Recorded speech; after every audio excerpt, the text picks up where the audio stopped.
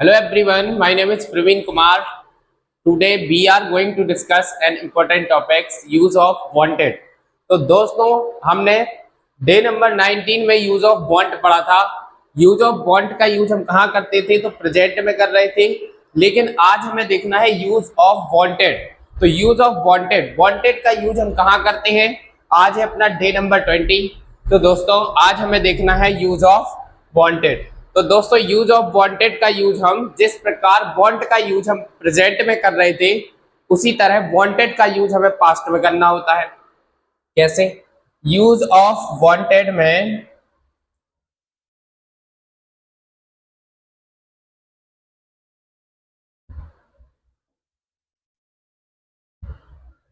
Use of wanted इसका मतलब होता है चाहिए था।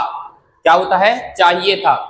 जैसे डेफिनेशन अपने पास है, जब हमें अंग्रेजी में यह बताना हो कि हमें कोई वस्तु चाहिए थी, तब हम भूतकाल मतलब पास्ट में वांटेड का प्रयोग करते हैं। ठीक है, जिस तरीके से वांट का यूज कर रहे थे वैसे ही आपको क्या करना है, वांटेड का यूज करना है।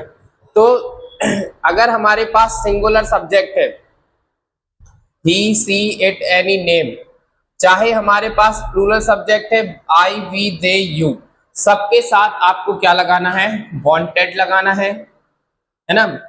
लेकिन उसमें अपन वांट या वांट्स लगा रहे थे, लेकिन इसमें आपके पास एक ही होता है, ये एक तरह की ऑक्सिलरी वर्ब होती है। तो हमें सबके साथ क्या लगाना है, वांटेड ही लगाना है। कैसे?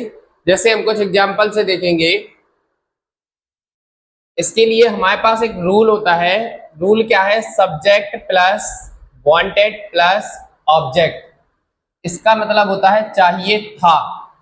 जब आप कोई चीज कहते हैं, जैसे मुझे पैसे चाहिए थे, मुझे पानी चाहिए था, मुझे खाना चाहिए था, हमें ज्ञान चाहिए था, उन्हें तुम्हारी कार चाहिए थी। तो जब चाहिए था या चाहिए थी ऐसी बातें होती हैं, तब हम वहां पर वांटेड का यूज करते हैं। कैसे? देखो, जैसे मुझे पैसे चाहिए थे, तो जब इसको आप बनाएंगे तो आप सबसे पहले क्या लिखेंगे, सब्जेक्ट। मतलब सब्जेक्ट मतलब मुझे, मतलब आई वॉन्टेड पैसे यानी मनी। आई वॉन्टेड मनी, क्या चाहिए था, पैसे चाहिए थे, तो आई वॉन्टेड मनी। ठीक है ना। उसे किताब चाहिए थी, उसे मतलब ही, तो ही वॉन्टेड अ बुक। उसे क्या चाहिए थी, किताब चाहिए थी। He wanted a book. हमें ज्ञान चाहिए था, तो वांटेड वी वांटेड नॉलेज। क्या चाहिए था दोस्तों, नॉलेज, तो वी वांटेड नॉलेज। उन्हें तुम्हारी कार चाहिए थी, तो they wanted your car, they wanted your car. ठीक है ना। नेक्स्ट है, हमें आपकी मदद चाहिए थी, तो wanted we wanted your help, तो इस तरीके से आप क्या है, सिंपल सेंटेंस, छोटे छोटे जो सेंटेंस हैं उनको आप अरेंज कर सकते हैं। किसकी सहायता से, तो वांटेड की सहायता से इनको आप क्या कर सकते हैं, अरेंज कर सकते हैं। ऐसे ही हमें कुछ नेगेटिव सेंटेंस भी देखना है। जैसे अब इसका मतलब क्या होगा, नेगेटिव में नहीं चाहिए था, मुझे ऐसा नहीं चाहिए था, है ना। मुझे तुम्हारा वक्त नहीं चाहिए था, उसे नया फोन नहीं चाहिए था, मुझे कोई मदद नहीं चाहिए थी, हमें छुट्टी नहीं चाहिए थी। तो इस तरीके से आप सेंटेंस का यूज करते हैं अपने डेली यूज में, डेली जो लाइफ में आप बोलते हैं, ऐसे हिंदी में आप सेंटेंस बोलते हैं ना, तो इनको आपको क्या करना है, ट्रांसलेट करना है, तभी आप इनमें से स्पीकिंग सीख पाएंगे, है ना। धीरे धीरे उनको कोशिश कीजिए, बनाइए, ट्रांसलेट कीजिए, जो वर्ब वगैरह है उन्हें याद कीजिए, है ना। जैसे मुझे तुम्हारा वक्त चाहिए था, तो भैया इसके लिए आपके पास रूल क्या है, तो सबसे पहले सब्जेक्ट होगा। अब देखो, अब इधर थोड़ा सा ध्यान देना, जब हम नेगेटिव सेंटेंस बनाएंगे तो जिस प्रकार वांट में हम डू डच का प्रयोग कर रहे थे, तो हमें पास्ट में डिड का प्रयोग करना है। क्या लगाओगे? डिड नॉट लगाओगे। उधर डू नॉट या डज नॉट लगा रहे थे, तो इधर क्या लगाओगे? डिड नॉट लगाओगे। फिर उसके बाद वांट, फिर उसके बाद ऑब्जेक्ट। अब देखो, अब आपके मन में एक क्वेश्चन होगा कि सर यहाँ पर वांट क्यों, वांटेड क्यों नहीं? तो भैया ये जो डिड होता है ये पहले से V2 होता है, ये वर्ब की सेकंड फॉर्म होती है ना। तो वांट की सेकंड फॉर्म वांटेड होती है, तो हम यहाँ पर दो दो बार वर्ब की सेकंड फॉर्म नहीं लिख सकते। इसलिए हमें अगर हेल्पिंग वर्ब लगा दी तो ये हेल्पिंग वर्ब आपको बता रही है कि अपन जो सेंटेंस है वो काय में बना रहे हैं? पास्ट में बना रहे हैं, ठीक है ना। तो यहाँ पे हमें फिर वांटेड नहीं लगाना है, क्या लगाना है? वांट लगाना है। आपको केवल सिंपल सेंटेंस में जब आप टेंस पढ़ते हैं तो पास्ट इंडेफिनिट का सिंपल सेंटेंस जब आप पढ़ते हैं तो उसमें आप वर्ब की सेकंड फॉर्म का यूज करते हैं, वहां पर डिड नॉट नहीं लगाते।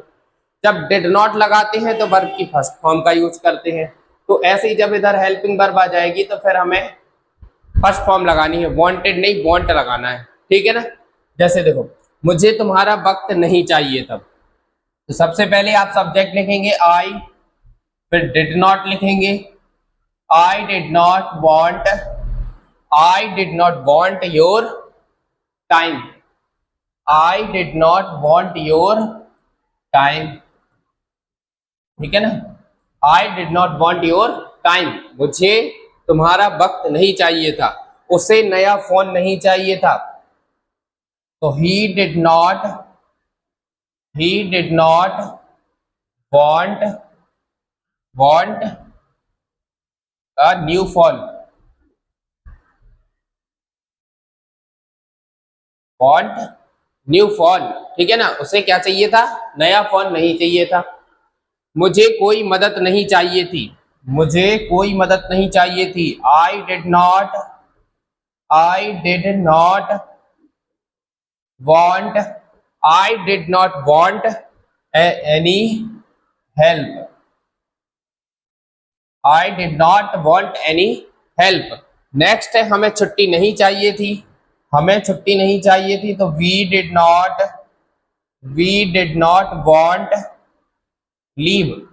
लीव मतलब होता है छुट्टी, तो I did not want leave, ठीक है ना। तो इस तरीके से आप क्या करेंगे? नेगेटिव सेंटेंस बनाएंगे।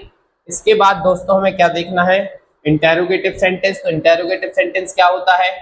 तो इंटेरोगेटिव सेंटेंस में सबसे पहले आप क्या रखते हैं? हेल्पिंग वर्ब को रखते हैं। जब हमारा सेंटेंस क्या से स्टार्ट होता है, जैसे क्या तुम्हें किताब चाहिए थी, क्या उसे मेरा नंबर चाहिए था, क्या राजू को खाना चाहिए था। तो जब ऐसे इंटेरोगेटिव सेंटेंस होते हैं इसमें आप सबसे पहले क्या रखते हैं? हेल्पिंग वर्ब रखते हैं। सबसे पहले आपका डिड आ जाएगा, डिड के बाद आप सब्जेक्ट लगाएंगे, सब्जेक्ट के बाद आप वांट लगाएंगे, वांट के बाद आप ऑब्जेक्ट लगाएंगे और लास्ट में क्वेश्चन मार्क, ठीक है ना।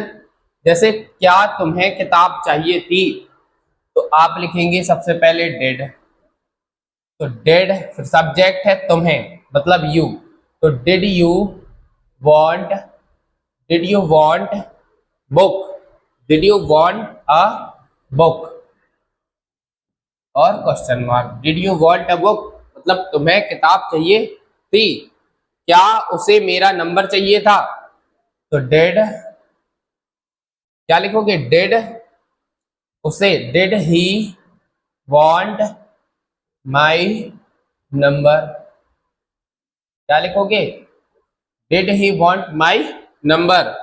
क्या राजू को खाना चाहिए था, तो did Raju want food, did Raju want food.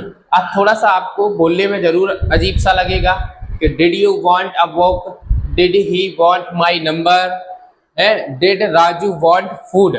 तो थोड़ा सा बोलने में जरूर आपको लगेगा, लेकिन आपको सेंटेंस इसी तरीके से अरेंज करना है और इनको बोलना है, इनकी प्रैक्टिस करनी है ना। आपको कमेंट बॉक्स में एक एक दो दो सेंटेंस जरूर टाइप करके छोड़ना है, ठीक है। और वीडियो पसंद आ रही हो तो लाइक करते रहें, अपने दोस्तों के पास शेयर करते रहें। इसके बाद कुछ और सेंटेंस है, इंटेरोगेटिव प्लस नेगेटिव सेंटेंस। इसमें हमें क्या करना होता है?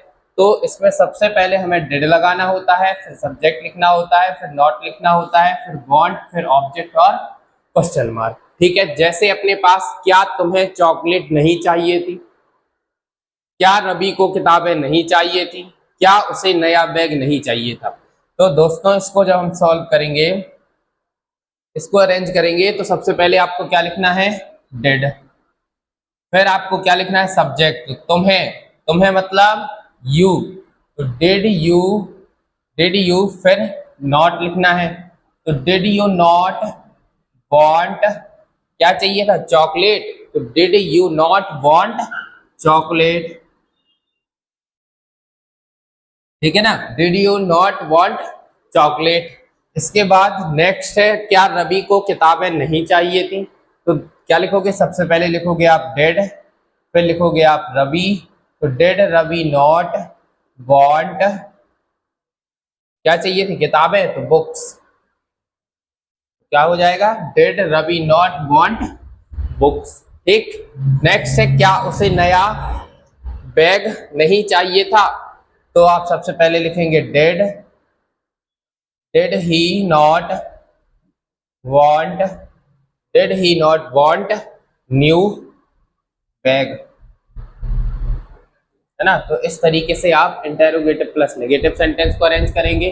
तो दोस्तों हमने यूज ऑफ वांटेड देखा, यूज ऑफ वांटेड यानी वांटेड का यूज हम पास्ट वाले सेंटेंस में करते हैं। तो हमने सिंपल, नेगेटिव, इंटेरोगेटिव और इंटेरोगेटिव प्लस नेगेटिव सभी तरह के जो सेंटेंस है उनको देखा। अगर दोस्तों वीडियो पसंद आ रही है तो वीडियो को लाइक करिए, अपने दोस्तों के पास जरूर शेयर करिए, है ना।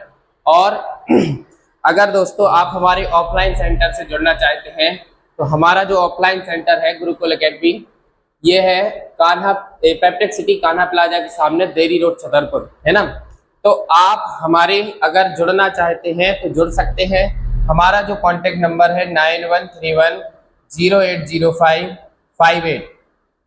अगर आप अपनी तैयारी बड़े बेहतर तरीके से करना चाहते हैं, अच्छे से करना चाहते हैं, सभी सब्जेक्ट के हमारे यहाँ बैच उपलब्ध हैं। तो आप किसी भी बैच में, जिस भी कक्षा में आप पढ़ते हैं, जिस भी बैच में आप एडमिशन लेना चाहते हैं, तो आप जुड़ सकते हैं।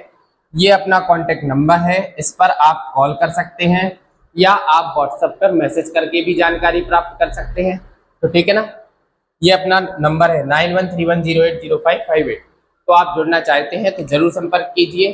बाकी मिलते हैं नेक्स्ट क्लास में। आज के लिए इतना ही। बढ़िया पढ़ते रहिए, स्वस्थ रहिए, मस्त रहिए और मुस्कुराते रहिए।